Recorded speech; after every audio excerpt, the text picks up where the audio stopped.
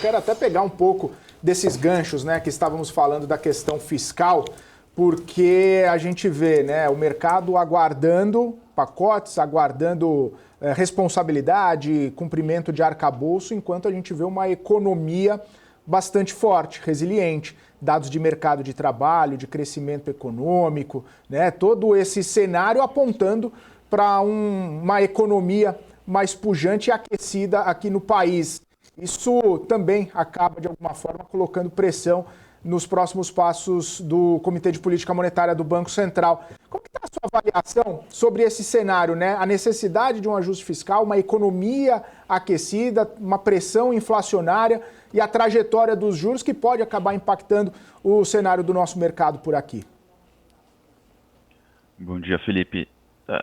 A gente tá num momento assim, o jogo vai ser a semana que vem, né? Você veja só, semana que vem a gente vai ter provavelmente o anúncio do pacote fiscal, vai ter o desfecho da eleição americana, vai ter a reunião do Banco Central aqui no Brasil e vai ter a reunião do Fed.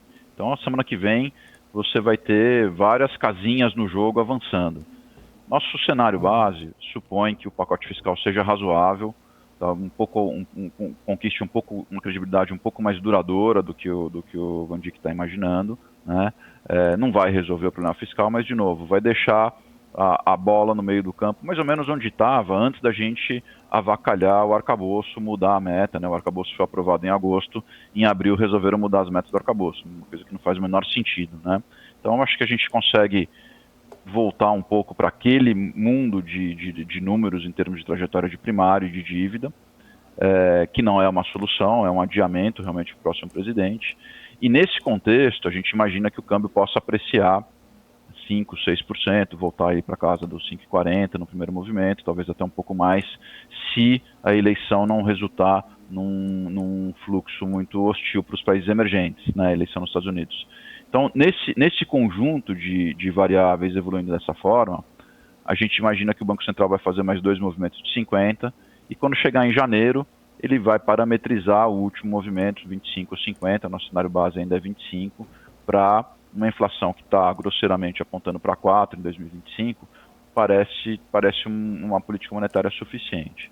Agora, é importante frisar que a dinâmica das últimas semanas colocam em xeque a possibilidade de parar no 12, porque o câmbio não voltou, em parte por causa da tensão com relação à corrida eleitoral nos Estados Unidos, em parte porque o fiscal permanece um fator de incerteza crescente, né? Os sinais não são bons, essa dúvida, essa disputa entre a área política que quer gastar e o Haddad que parece estar falando sozinho, o convencimento do Lula se dá de maneira muito, muito lenta, de fato ele ouve pouca gente e talvez menos gente qualificada do que deveria, então essa incerteza repercute no câmbio, na percepção de risco e, consequentemente, na dinâmica do Banco Central, que, sobre esse pano de fundo, tem uma economia que está muito aquecida, está claramente crescendo acima do potencial, está consumindo ali todas as gorduras e você precisa, de fato, pisar no freio para ter a inflação andando de novo em direção à meta.